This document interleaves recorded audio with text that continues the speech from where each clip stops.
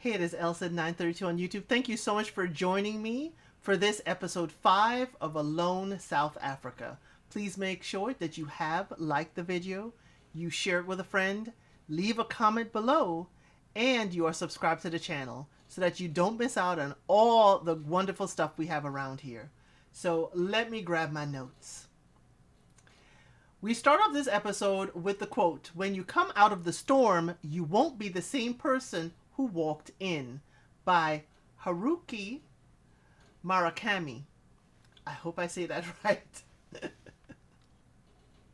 It is day 9, we're told, at 11:31 a.m. and 6 people are remaining. We start with Nathan, and I do each person and then, wrap it up. Nathan, he says that the trap he set up for the mouse, it worked, but he didn't catch a mouse. He catch what is called an elephant shrew, and I will have a photo up here for you. An elephant shrew, we're told, is an insectivorous mammal known for its long trunk-like snout. He said he's going to catch giant catfish with this, and when he throws it on the water, it just floats like a flattened mouse, and I'm like, the catfish gonna eat that? His research said it's rare for rain at this time of year, so no shelter is needed. He's going to take a bath while he waits for the fish to catch the hook, and I'm like, he must have a pool of water on another side, because you can't go washing your body off with soap in the middle of the stream. So he said he brought a bar of soap as one of his 10 items because staying clean is very important. But Nathan, we're washing our body in the filthy water. He's just swimming, y'all, in the water and washing himself off with a bar of soap. It's still the same dirty water. Don't get none in your mouth. Jeez. He said the bath is cold and he is chilled. Now it's time for his warm clothes. And y'all, he caught something. He caught a giant catfish. He said he figured out that the catfish will not eat their own flesh. Because remember the previous episode, he caught a catfish and he used the inside of the head as bait. And they were not taking that bait. We're told that the catfish have been known to eat other catfish, but usually only during times of scarcity. So did he waste that catfish, or did he use it? I would like to know, did he use the other parts of the catfish that he tried to use as bait, or did he just toss it in the water and let it go? We're told this one catfish will give him about 3,200 calories. And as usual, I have a photo for you. He says it's cold, it's windy, and there are ominous clouds coming. And it's raining at camp, y'all, by 7 p.m. that night. The next thing we see is day 14, and he's making his shelter. And I have a photo for you. He said the ground is so saturated that you could just pull that grass up from its roots, and he's using it as the thatch on his roof. What do you think about his shelter? Leave it in a comment below. Day 10, it is 10:29 a.m. Kelsey, she said she's using materials from her bow, the wrist holder. She's using it as a ponytail holder. And I'm like, young lady, okay, you're paracord. But I guess she doesn't want to waste it. So she said her food strategy is working. The warthog jerky is good, but she needs fat. So she goes fishing. She said fat is needed for brain function and breaking down protein. So much of the jerky, she says, she has 3 to 5 days left if she eats a lot of it, and 5 to 6 if she eats less. So she said she's fished in Costa Rica, Alaska, so she can definitely fish. She said, hey, the fish are in the water, I can get it. Y'all, she does catch a fish. She pulls it in, and it's a small-mouth yellowfish. We're told that twice as powerful as trout, a small-mouth yellowfish are one of the strongest fighting fish in South Africa. And y'all will see a photo here of what she caught. She said it helps her with her fatty acids. And omega-3 fatty acids promote faster wound healing and prevent infection. At 3:38 p.m., the clouds are rolling in. She said, but it's dry season. The rain is unheard of at this time. 7:41 a.m. 7:41 p.m., she's eating the fish with a spoon. And we're told she carved this spoon-like structure on day 5 with blue bush. She said her boyfriend will not be surprised at her success and her eating so well. We're told day 12, 9:36 a.m. She said it's hard mentally and depressing to sit at camp all day. There are things to do to keep your mind off of what you're missing. She said alone is 80% mental and 20% skill. So what do you think in the comments below? Is alone 80% mental, 20% skills? Dark clouds are coming in. She says she hopes there's no rain because remember she's in the in the in the riverbed because she figured that was the best place to make camp because it was never gonna rain. So the dark clouds come in and y'all, the heavens open up and the rain has her holding up one side of the top of her shelter so that it doesn't pool there and then cave in on her. Y'all, then the whole river starts lining up into her tent. She said everything is flooded. Everything is soaked. The river has run through her camp. Well, of course, you put it in the riverbed. She said this may make someone want to tap out. So she moved, up to dry land, but everything is wet. Clothes, camera, blankets, everything. At 12:13 a.m., it is still raining. She said if it keeps raining, nothing will be dry, even if she had a fire. 8:22 a.m., she says she's not concerned about the dry riverbed until all that rain. And we're told that the rain in the area averages 0.4 inches per month. She said the dry land around could not soak up all the rain. And so everything is wet and she cannot light a fire. So I have a photo of what her new camp situation looks like. She says she is super over it. She puts a blanket on a bench frame that she made so it can kind of drip out and dry out. The storm has impacted her mental state, and she said it's okay to fall, but you got to get back up. She said the hardest thing in her life was a divorce. She was depressed. She had nowhere to go. She felt alone. She said it was the deepest hole that she'd ever been in, but she got herself out of it. She said if she can come back from that, she can do anything. She said, I hope the weather keeps up because she can't deal with crappy weather the whole time. So then we jump to day 14 at 9:27 a.m. She said it rained all night and it's drizzling this morning, and she thought it was the dry season. We move on to Doug. We go back a bit. It's day 11 at 8:37 a.m. and he's playing like a game show alone. He's playing a game show alone. And he talks about adhesives. And he talks about what was the first adhesive. And the first adhesive, we're told, was on postage stamps, which was made of potato starch, wheat starch, and acacia gum. Because remember, he's eating the acacia seeds and leaves, so he's like, what else is acacia used for in his game show on Alone? He said, acacia, it tastes like the back of postage stamps. And I'm like, does anyone lick postage stamps anymore? It comes self-adhesive. So if you remember what licking a postage stamp is like, and I learned that you could put water in a little cup and dip your finger and use it. So he looks for bait under the rocks. And we're told the area is home for venomous snakes like the Cape Cobra, the puff adder, whose bites can be fatal. So more clouds are rolling in, and he's like, it's a rare sight, but it's good for fishing. We're told a drop in barometric pressure can cause fish to be more aggressive and active when they're feeding. He's sleeping on the ground, he says, under a tree, and he's trying not to invest in shelter until regular calories are available. Basically, he doesn't want to exert the energy to build unless he knows he has food to kind of build his energy.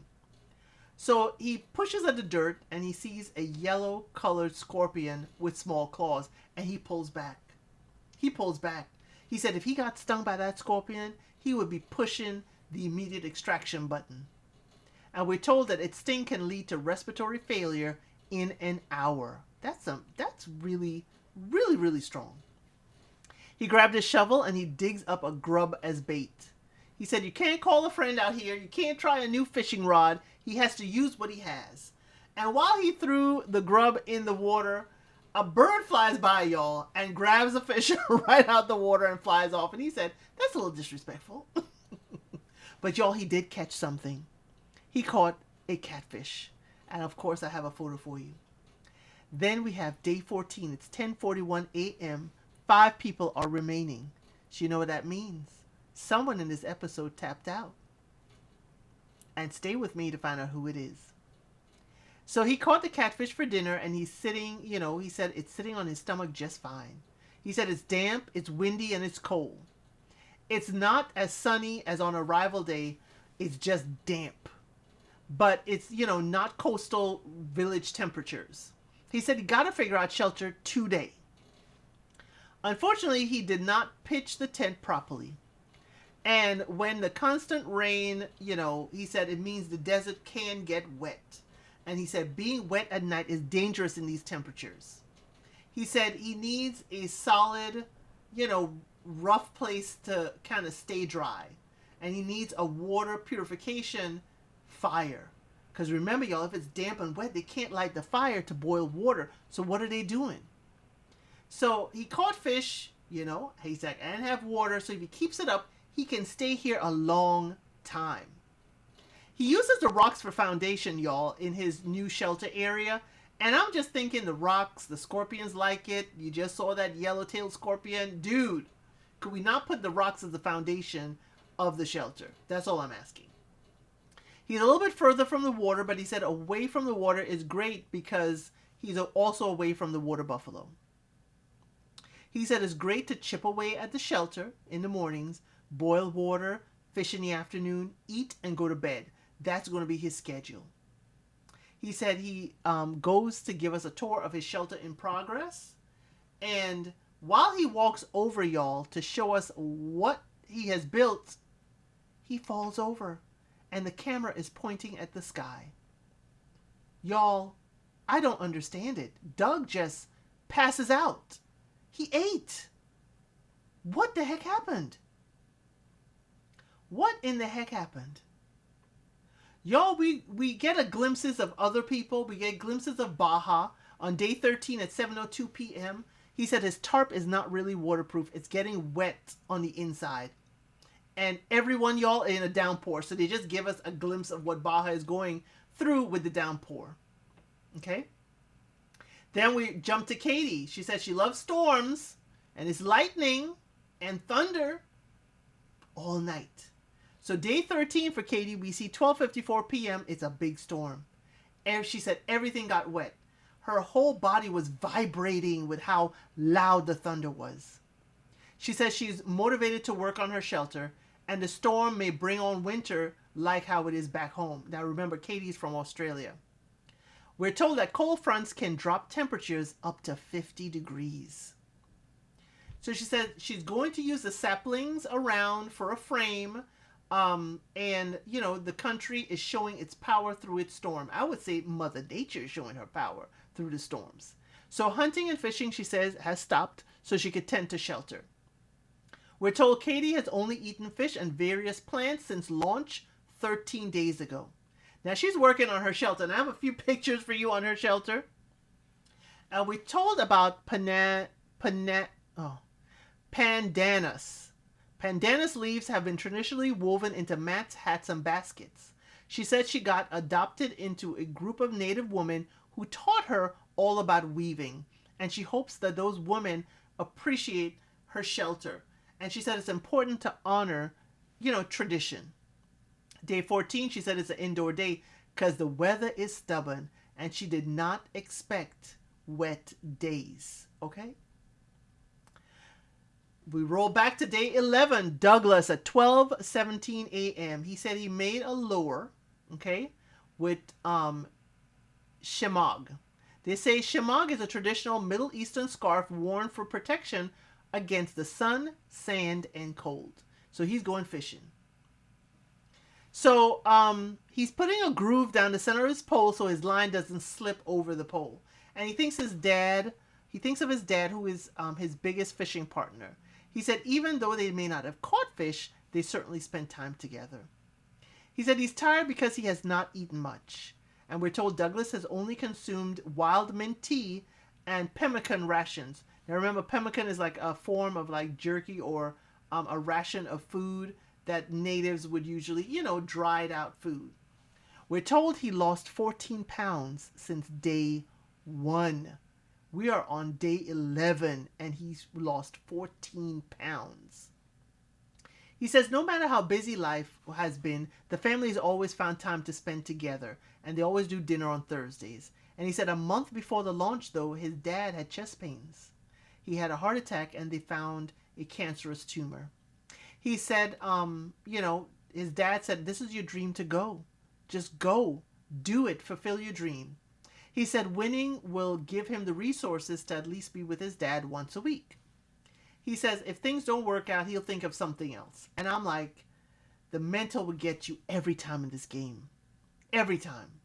So he breathes and he said, "You can see my breath." And we're told the temperature is 45 degrees Fahrenheit, 7 degrees Celsius. He says, "I don't expect it to rain, but a front is coming." He thinks of his family and it's cold, and that's what's on his mind. He said his family is suffering too, but he's not ready to quit. Then we see ice rain falls on him. Little pieces of ice is falling on it. And I'm like, uh-oh. If it's that cold for it to come down at ice and not rain, it's really cold. Day 14 at 9:14 a.m. The rain is pouring overnight. Everything is wet. He said he doesn't even, he only has one emergency kindle for fire. And we're told Douglas has not had fire for 18 hours. Now, we saw in the show that he had a water cache from the agave root. He had dug out the hole, but we never saw him use it. Y'all, production, I would love to see, where he put his water cache, how he used it, even if it's a quick montage. I would love to have seen that. He says, there's no dry wood around, and without fire, he cannot keep warm. He said it's about playing smart. Nature is unforgiving. Who would have thought it would rain for a whole day? He says he could be home with his dad. He's thinking of his dad and worried about what's going on. And maybe the storms happen for a reason. He said stuff like that happens for a reason. Maybe it's time to go home. And I'm like, Douglas, no. It's always thinking about your family, missing them. The emotions is what causes people to tap. Douglas, no. But he does make the call, y'all. Douglas makes the call and officially taps out. The crew arrives. They arrive by truck. He said the last 3 days were bad in the rain. It was bad. He says he's looking forward to seeing his family and spending Father's Day with his dad. He said he can, do all the stuff for him now that he's going home because his brother has been taking care of the dad while he's away. He said this place is beautiful, but you got to be smart. He found out about his dad a week before coming here, but it's on his mind. He thinks if you did your best, then there's nothing to be ashamed of. He's glad his dad told him to go so he can have this time and experience. And y'all, we're given a message. He does tap out. The crew takes him. They take him back to base camp. And we're shown a message. We're shown a message that Douglas's dad passed away before he was able to return home. That was one of the most emotional moments for me on Alone. I know usually in the past we know people have gone back and able to see their family, but I really felt for Douglas. And I wonder if, people say this all the time. I wonder if his dad was on his mind because his dad had already passed away. And so I feel for him that he couldn't go spend Father's Day with his dad in the way he wanted to. Y'all, that is the end of this episode, but we do have previews for the next one. In the previews, it seems like Nathan is making a shelter out of stone and he's exerting a whole lot of energy, like 2 rows and pouring sand in the middle for insulation. Baja says he needs to hunt in order to last. He needs big game. And Kelsey finds another warthog, but will she get it? Now we see the ride back with Douglas, okay? He said he didn't have water and hypothermia may kick in, and it was the right call. He said before the last 3 days, he was living the dream. He's picked up by the truck. His dad has been on his mind this whole time. And the dad told him to go have fun, do what you have to do. He understands now the choices and sacrifices his dad made for the family. He said, they ask him what feels good and what feels bad about the experience. He says, good is going home. Bad is going home for this reason. They ask him, what will you miss most about this place? He says, the sunrise. And I just felt that, Douglas. I just felt that. because we see wonderful footage about South Africa and the Karoo Desert. He said he learned stuff about himself and he honors his mentors, and to see wildlife outside of the zoo was the most beautiful thing. Yo, that is the complete end of the episode. I hope you did enjoy. This is a little more somber than I expected. I do feel for Douglas and what he went home to experience. And I was like, please don't tell him on base camp what happened to his dad. Please don't tell him on base camp. And they did not, that we saw. But yes, Douglas, I really appreciated your time. You were one of my favorites to make it close to the end. But I understand this emotional journey. And that's why I don't pick favorites, y'all. He had most of the skills. But the emotions for home, won out in the end. Now, did you think he made the right choice? Did Douglas make the right choice in going home? And how would you feel in his shoes, going home for that reason, and then realizing maybe you're too late? Or maybe the dad wanted him to have this experience and not just sit at home with him. We will never know. But I truly enjoyed seeing Douglas. He has been a joy to watch. I hope you have enjoyed watching him too. And I'll see you next time. Thank you for watching. Please like, share, and subscribe to the channel.